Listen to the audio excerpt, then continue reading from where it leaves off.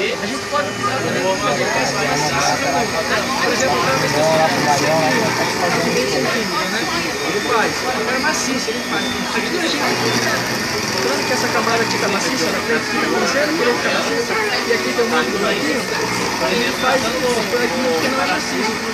E aqui acima a gente faz uma maciça para representar que é maciça, mas na verdade ela é outra, né? Se fazer uma peça totalmente maciça, a gente vai gastar muito material. Muito tempo. Isso.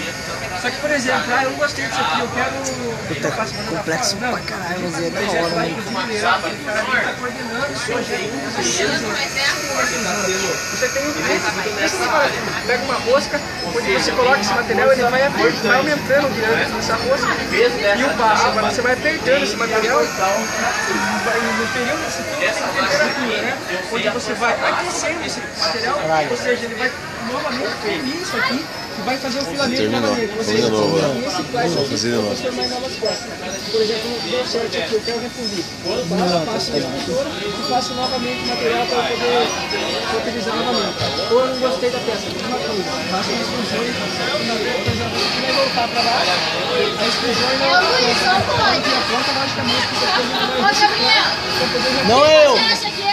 Não é eu! Você acha que é? Não. Aqui embaixo tem umas plaquinhas assim de argumento. Não vou virar aqui agora, porque senão eu vou parar. Ela que é responsável por fazer o programa, né? Você tá vendo que não tem nem computador ligado nela. Aqui do lado, se eu não me engano, está de pendrive, não está vendo nada. Já tem até um cartão. Então, o arquivo que ela está vendo está no cartão, né? Você já leu o arquivo e já